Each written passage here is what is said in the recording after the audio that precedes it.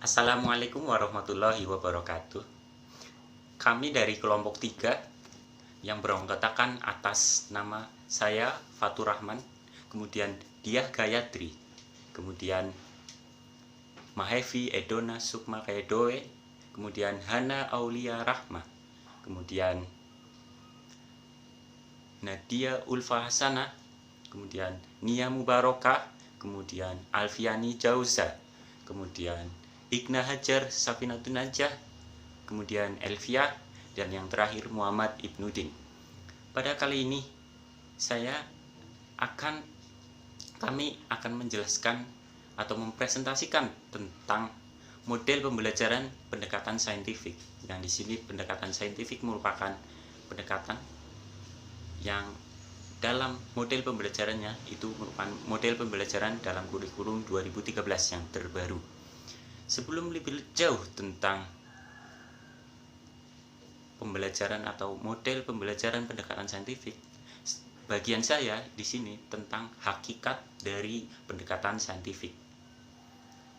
Sebelum mengenai pendekatan saintifik, bahwa manusia pada hakikatnya yang menentukan mutu dari manusia itu sendiri adalah seberapa banyak pengetahuan yang ia peroleh, sehingga menentukan kualitas manusia dan pandangan hidup manusia lain terhadap individu tersebut.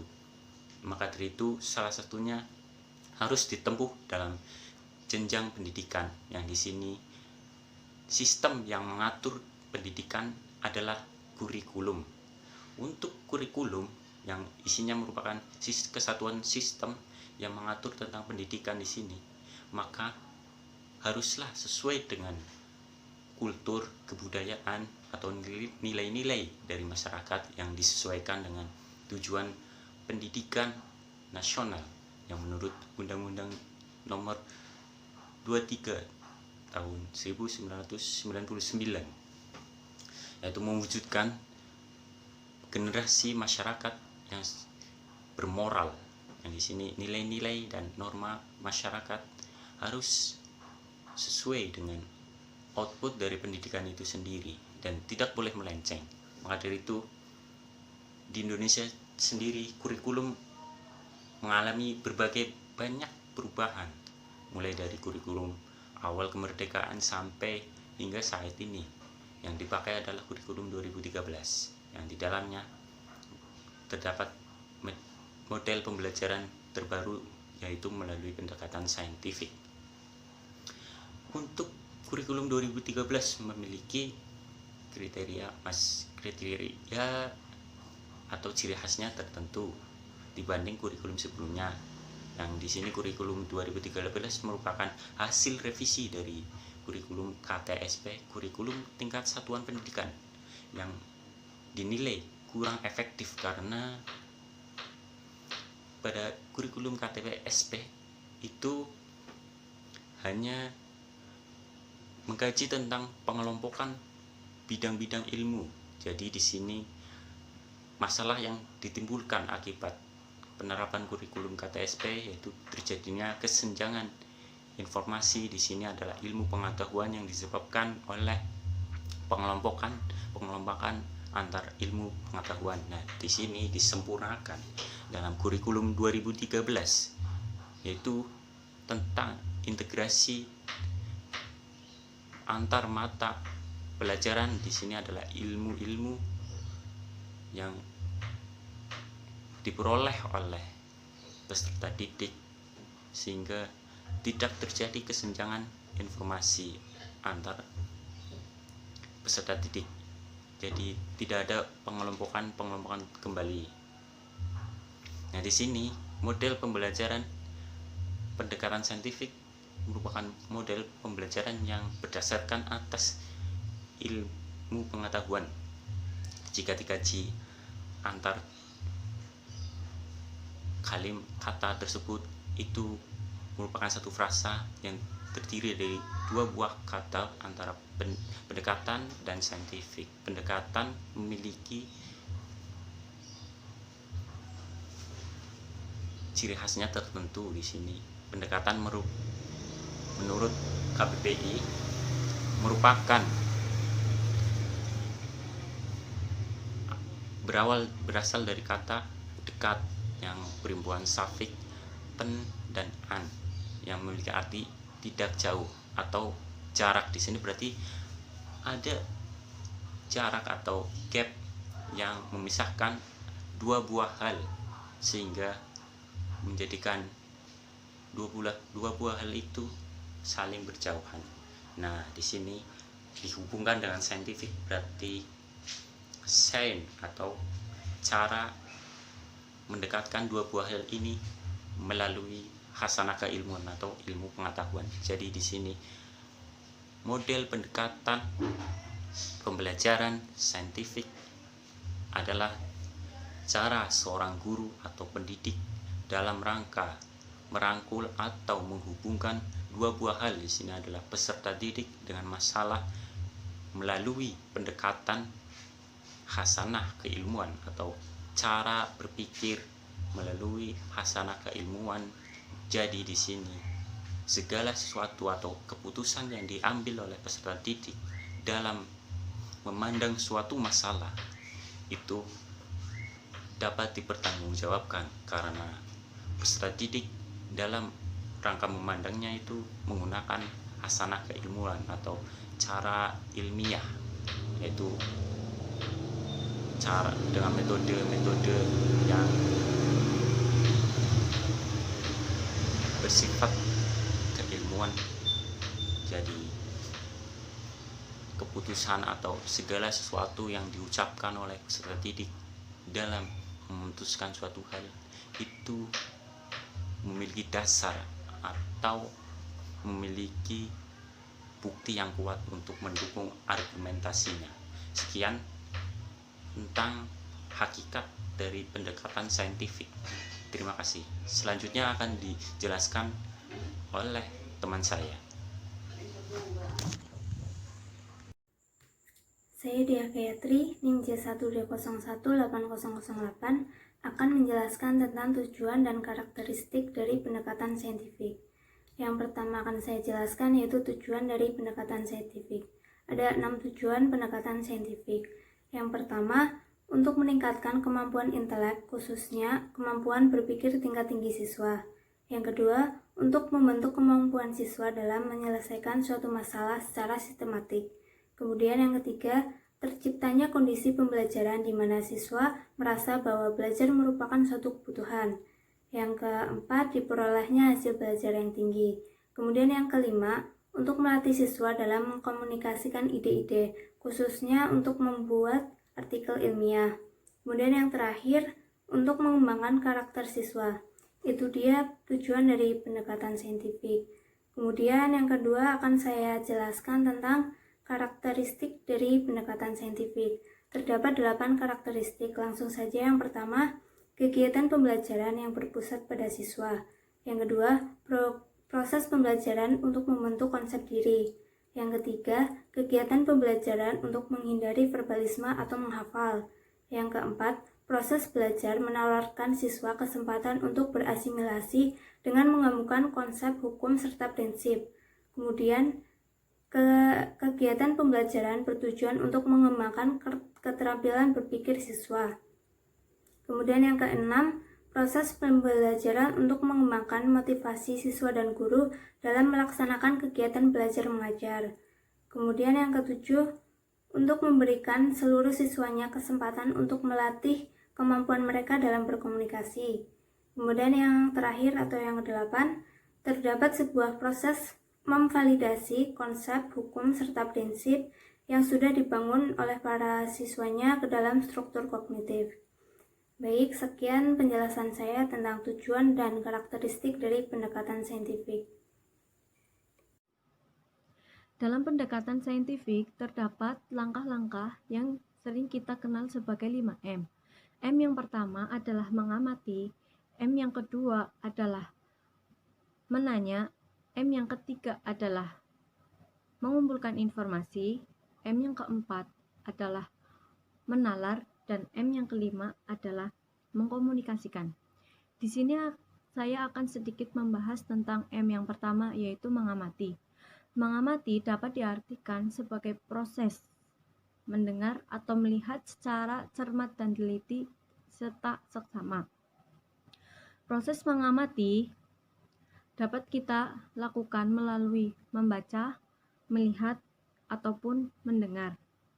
Di dalam proses mengamati ini terdapat pengamatan dengan alat ataupun tanpa alat. Saya akan memberikan contoh proses mengamati dengan alat. Contohnya, kita mengamati sebuah video yang telah ditayangkan di layar proyektor. Itu adalah salah satu contoh pengamatan dengan alat. Karena di dalam proses mengamati tersebut kita menggunakan suatu alat, yaitu proyektor. Yang kedua, terdapat proses mengamati tanpa alat. Contohnya adalah kita mengamati tingkah laku seseorang secara langsung. Itu dapat dikatakan sebagai proses pengamatan tanpa alat, karena di dalam proses pengamatan tersebut kita mengamati secara langsung tanpa menggunakan alat tertentu. Nah, proses pengamatan ini atau mengamati ini dapat kita realisasikan dalam pembelajaran. Saya akan memberikan contoh proses pengamatan dalam pembelajaran. Di dalam pembelajaran bahasa Indonesia banyak sekali mata pelajaran yang dapat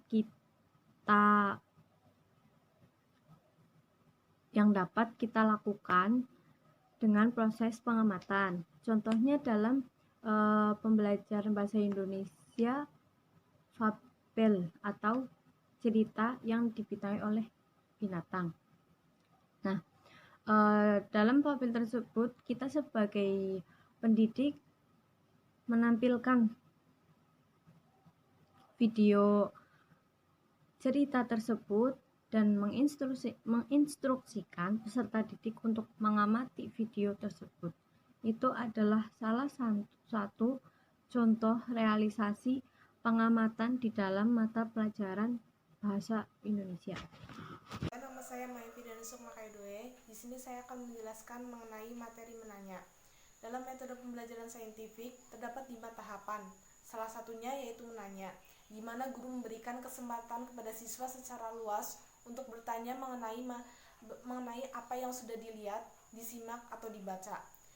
Bertanya atau menanya juga memiliki beberapa fungsi, yaitu 1.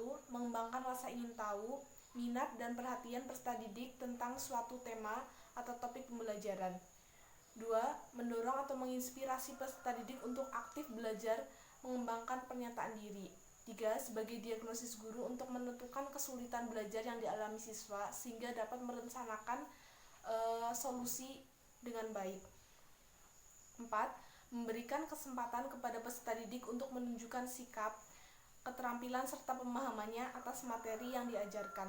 5. Memberikan kesempatan berbicara, memberikan pernyataan dan jawaban yang sistematis dan logis dengan menggunakan bahasa yang baik dan benar.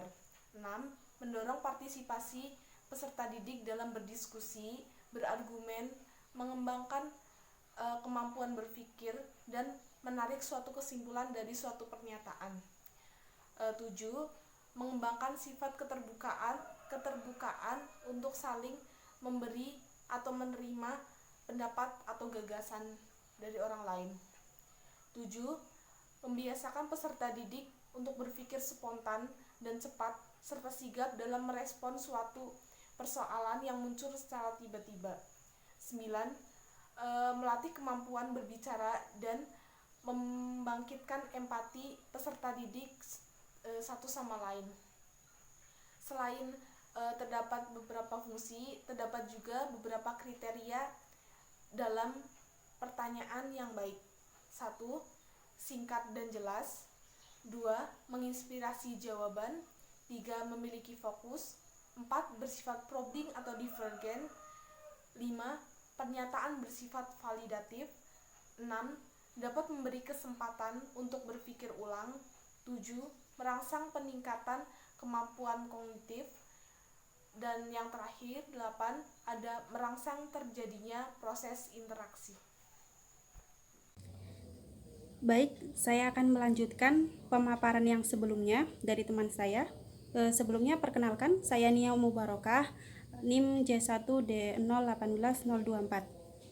Saya akan menjelaskan tahap yang nomor 3, yaitu mengumpulkan informasi. Nah, mengumpulkan informasi di sini seperti judulnya, yaitu mengumpulkan. Jadi kita mengumpulkan berbagai sumber informasi dari berbagai sumber, mengumpulkan informasi dari berbagai sumber, bisa juga melalui buku, melalui internet, atau melalui wawancara. Seperti itu kita bisa mendapatkan informasi. Nah, contoh kegiatannya, kita bisa memberikan tugas siswa untuk mencari informasi di perpustakaan. Nah, di perpustakaan seperti buku teks kan banyak sekali di perpustakaan. Nah, itu bisa melalui buku. Kemudian untuk melalui internet juga bisa, siswa disuruh mencari informasi yang dia butuhkan, yang dibutuhkan untuk bahan pelajaran. Kemudian bisa juga kalau misalkan ada waktu, kita bisa menyuruh siswa untuk wawancara. Wawancara bisa ke sumber yang kita butuhkan, sumber informasi yang kita butuhkan kemana. Misalkan kita membutuhkan kerjasama dengan berbagai pihak, kita bisa melakukan wawancara. Nah, itu merupakan tahap informasi. Jadi intinya kita mencari berbagai sumber. Kita bisa memerintahkan siswa untuk mencari sumber yang benar-benar bisa digunakan untuk pelajaran. Jadi yang siswa butuhkan, seperti itu. Oke. Itu saja, mungkin akan dilanjutkan oleh teman saya materi yang selanjutnya. Nama saya Nadia Ulfa Hasana. Di sini saya akan menjelaskan tahapan selanjutnya dari metode pembelajaran saintifik, yaitu menalar. Menalar dapat diartikan yaitu proses berpikir yang logis dan sistematis atas fakta-fakta empiris yang dapat diobservasi untuk memperoleh simpulan berupa pengetahuan. Dalam metode pembelajaran, kegiatan menalar ini dilakukan untuk menemukan keterkaitan antara satu informasi dengan informasi lainnya. Untuk meningkatkan daya menalar peserta didik, dilakukan dengan cara berikut ini. Yang pertama, guru menyusun bahan pembelajaran dalam bentuk yang sudah siap sesuai dengan tuntutan kurikulum. Jadi, sebelum mengajar, guru tentunya mempersiapkan bahan materi atau pembelajaran yang akan diberikan sesuai dengan kurikulum yang berlaku saat itu. Lalu yang kedua, guru tidak banyak menerapkan metode ceramah. Tugas utama guru yaitu memberi instruksi singkat tapi jelas dengan cara simulasi. Jadi guru ada baiknya mengurangi metode ceramah saat mengajar, karena itu akan membuat peserta didik mudah bosan dan membuat kelas kurang aktif. Ada baiknya guru memberikan penjelasan atau instruksi singkat dan disertakan dengan simulasi. Lalu yang ketiga, bahan pembelajaran disusun secara berjenjang. Jadi guru ada baiknya memberikan pembelajaran sesuai dengan jenjang pendidikan peserta didik seperti SMP, SMA, SMK atau tingkat kelasnya. Lalu yang keempat, kegiatan pembelajaran berorientasi pada hasil yang dapat diukur dan diamati. Jadi maksudnya di sini hasil kegiatan pembelajaran tidak secara mutlak namun dapat diamati. Lalu di sini yang kelima, setiap kesalahan harus segera dikoreksi atau diperbaiki. Jadi setiap kesalahan tidak disalahkan secara mutlak, harus segera diperbaiki dan diberikan solusi. Yang keenam, perlu dilakukan pengulangan dan latihan agar perilaku yang diinginkan dapat menjadi kebiasaan. Jadi guru terus-terusan memberikan latihan-latihan kepada peserta didik agar peserta didik terbiasa dengan perilaku yang berkaitan dengan materi. Lalu yang ketujuh, evaluasi atau penilaian didasari atas perilaku yang nyata atau otentik. Jadi guru memberikan penilaian tidak boleh subjektif, tetapi harus objektif sesuai dengan realitanya. Yang kedelapan, guru mencatat semua kemajuan peserta didik untuk kemungkinan memberikan tindakan pembelajaran perbaikan. Jadi setiap guru tentunya harus memiliki catatan sebuah proses pembelajaran peserta didik agar dapat memantau kemajuan setiap peserta didiknya dan melakukan perbaikan. Jadi dalam menalar, peserta didik menggunakan data atau informasi yang sudah dikumpulkan untuk menjawab pertanyaan-pertanyaan yang telah mereka rumuskan. Guru mengarahkan agar peserta didik dapat menghubung-hubungkan informasi atau data yang diperoleh untuk menarik kesimpulan. Hasil akhirnya yaitu simpulan-simpulan yang merupakan jawaban atas pertanyaan yang dirumuskan pada langkah menanya. Perkenalkan, nama saya Alfiani Jauza Hidayatul Rohmah, NIM J1D 0180034, akan menjelaskan materi tentang tahapan atau langkah terakhir dalam pendekatan saintifik, yaitu tahapan mengkomunikasikan. Dalam tahapan mengkomunikasikan ini, guru diharapkan memberi kesempatan kepada siswa untuk mengkomunikasikan apa yang telah dipelajari. Menurut Daryanto, tahapan mengkomunikasikan dilakukan melalui menuliskan atau menceritakan apa yang mereka temui dalam hal mencari informasi, mengasosiasikan, dan menemukan pola.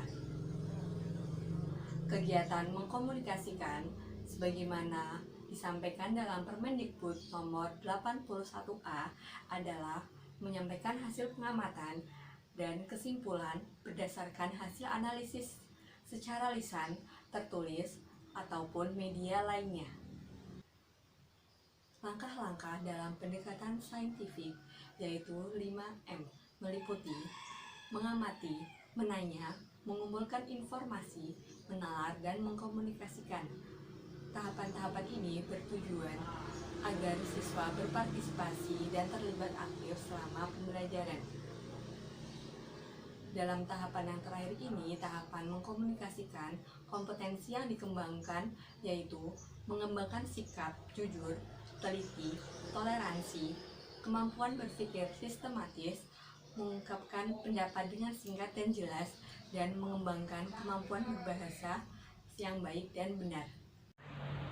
Saya Ignajar Safina Tunajar, NIM J1D 018039. Di sini saya akan mempresentasikan tentang kelebihan dan kekurangan dari pendekatan saintifik.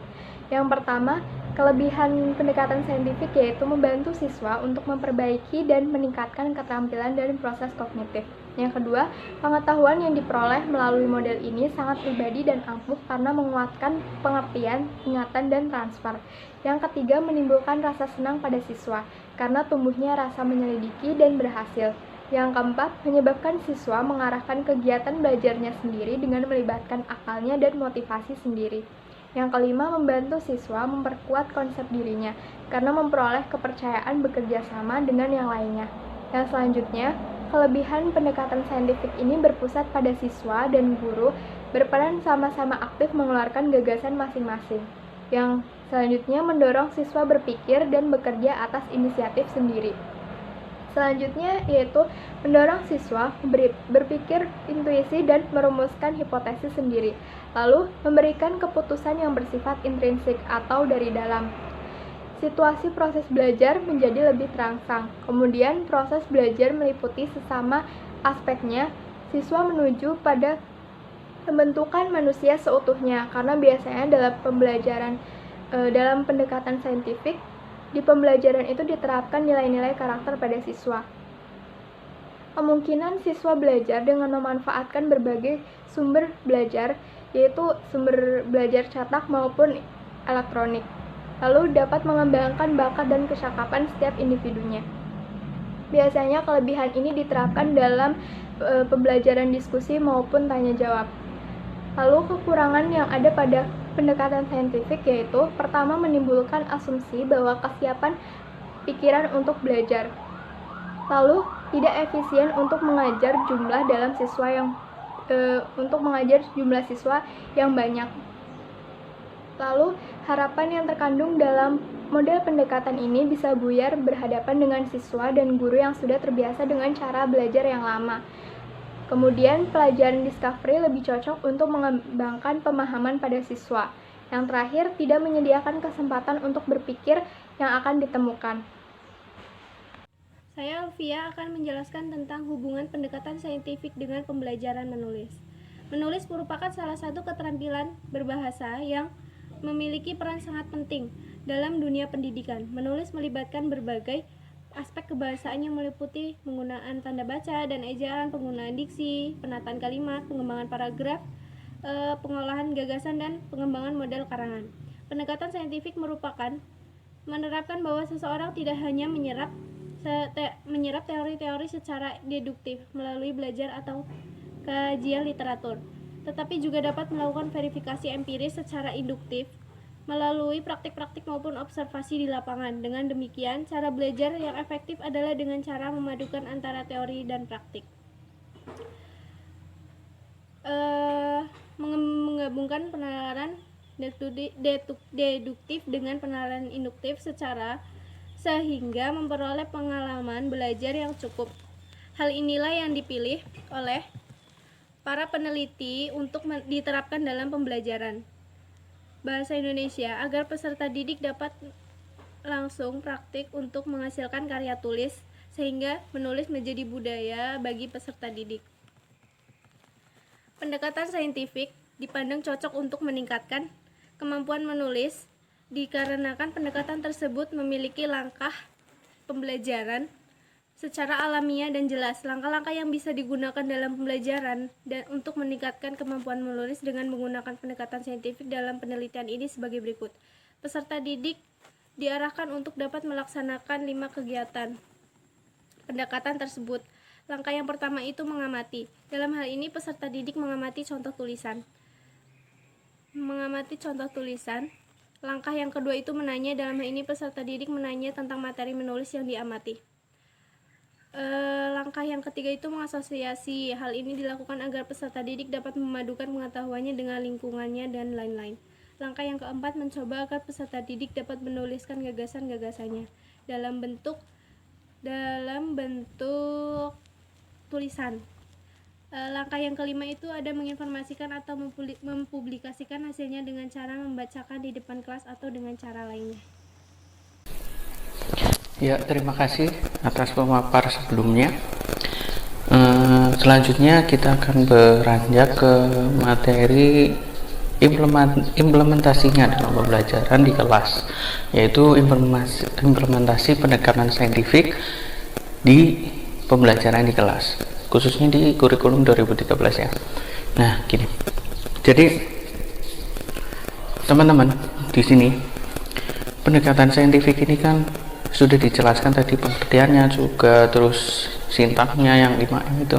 Nah, itu tinggal diterapkan ketika kita pembelajaran di kelas gitu loh. Nah, untuk menerapkannya atau implementasinya, misal kita materi menulis puisi gitu.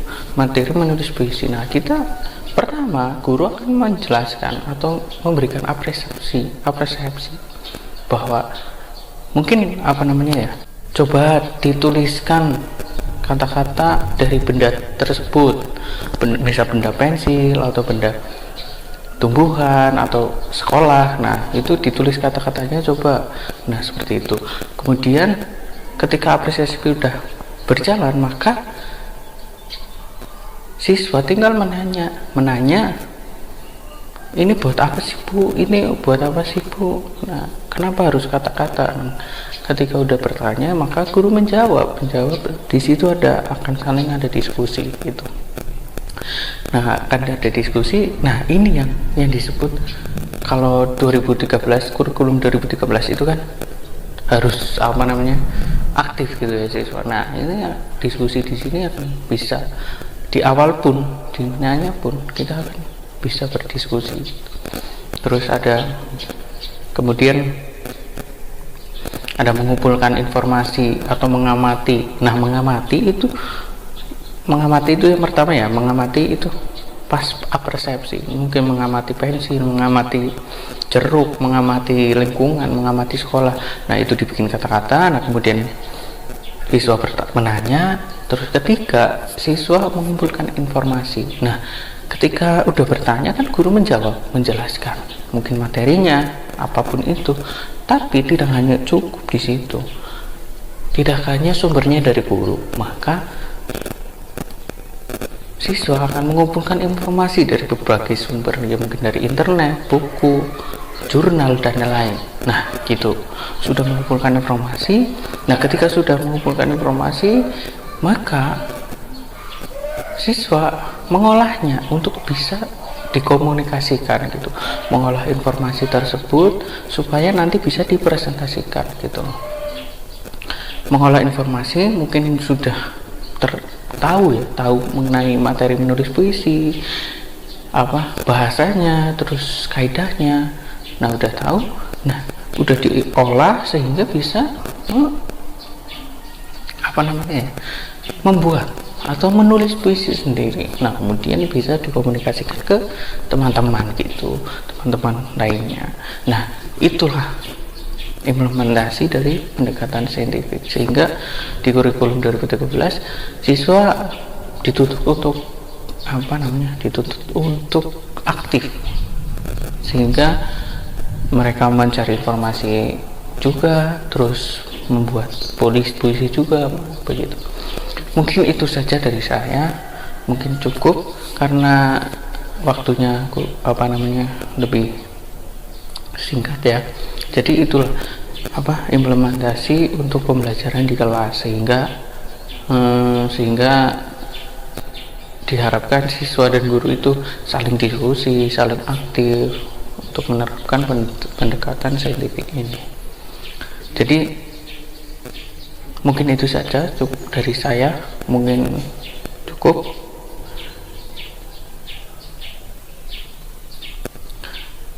Mungkin langsung ditutup sekalian ya.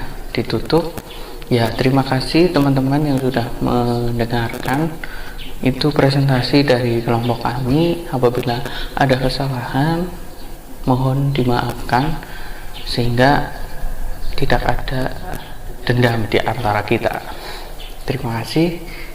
Wassalamualaikum warahmatullahi wabarakatuh.